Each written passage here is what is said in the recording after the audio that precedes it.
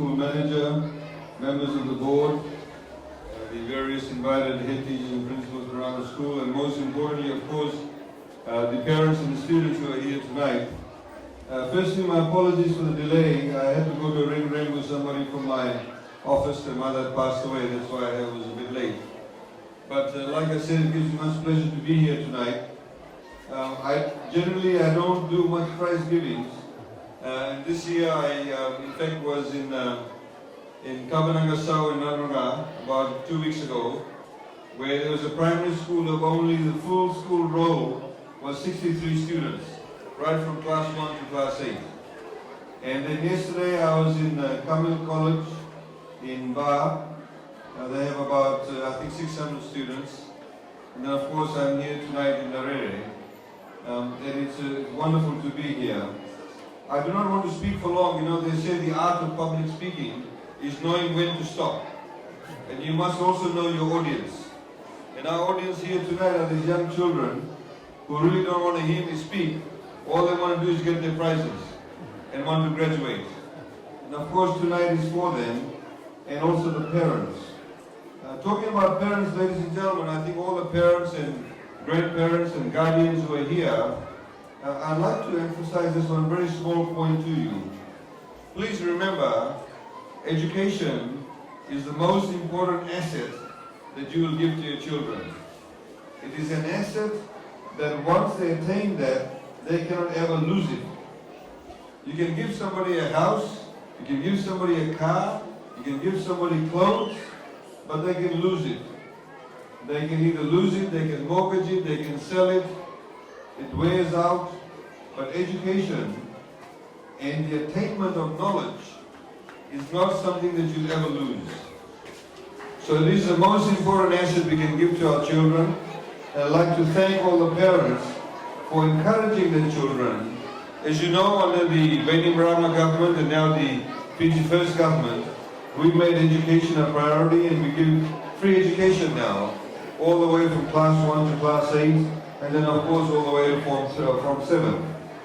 The reason why we did that, an investment of $500 million in education practically on a yearly basis, is because we believe in the future.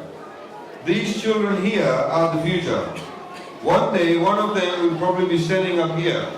One day, one of them will be a school teacher. Somebody will be a pilot. Somebody will be a very good carpenter. Somebody can be a very good farmer. Or somebody can be a politician or a businessman or a woman. No job is too small. And every job, every profession must be respected. I know in some schools before, if the child did not study well, they said, oh, well, you'll just end up being a farmer. A farmer is not a profession to look down upon. In fact, today, farming is seen as one of the major career paths, and indeed I know many farmers who are very, very wealthy also. So my small approach to all parents is, please encourage your students. Primary school is not where it ends. It goes up to Form 7. We now have technical colleges. If your children are inclined towards technical vocational studies, please encourage them to do that. If they want to go to university, if they are a top scholar, they'll get the scholarship. If they are not a top scholar, but they get a place in university, if you can't pay for the fees, we'll pay for the fees through the TEL system. And once they start working, they can slowly pay back the loan. But this is all very critical to make sure that Fiji, in 5-10 years' time, will be a completely different place, because we'll have everybody that have some form of profession, some form of education that will make our country great. I said very simply yesterday in Ba that we must all become very proud to be Fijians. And to be able to do that, we must be able to do our small little part. And the example that I gave is that so many times when we are driving along on the road, I see the car in front of me, the person has finished the packet of twisties, they put down the window and they throw the packet out. Or they finish a bottle of Coke and they throw it out the window. With absolutely no remorse, not worried about the world in anything. But that packet of twisties, if 100 people throw it in the same spot, it looks like a rubbish dump. When it rains, the twisties goes in the rivers, the creeks, the sea, and it makes Fiji dirty. When a place is dirty, when a house is dirty, when a building is dirty, when a school is dirty, you don't feel good about yourself, you don't feel good about the environment that you're operating in. So it is these very small things. In the same way the teachers, most parents, you know that you drop off your children at school at 8 o'clock or 7:30 in the morning, and then you don't see them until about 3:30 or 4 o'clock or 5 o'clock.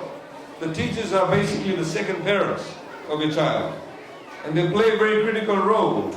If you don't have good teachers in primary schools, the children don't get very good education, they don't learn the ways of the world well. So this is why it's very critical to also have good teachers, and this is why government is investing in teachers. But I like to, once again, and I cannot overemphasize the role that parents play, and I think all of us need to put our hands together for all the parents who made the effort to be here tonight. We should also, as parents, and I know that I have two boys, one is 19 months old and one is 4 years old, and for me they're also very hard to handle. So I'd like to also put our hands together for all the teachers who are looking after our children and who we leave them in our trust.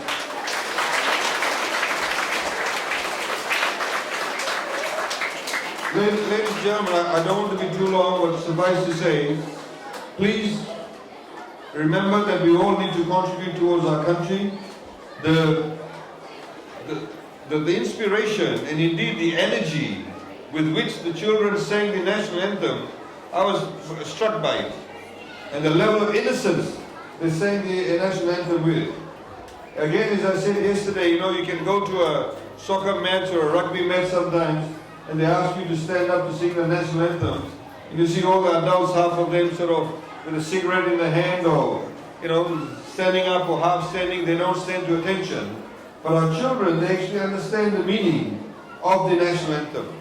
And if everybody for a moment, whenever we stood up to sing the national anthem, stood up with the same level of reverence, the same level of loyalty we should have to our anthem, we'll all feel good about our place. We'll all feel good about each other. We'll all feel good about our country, and we'll all want to do very positive things. We're in a very positive space at the moment. Your VAT is coming down from next year. Please remember that. If nobody puts down VAT, please report it.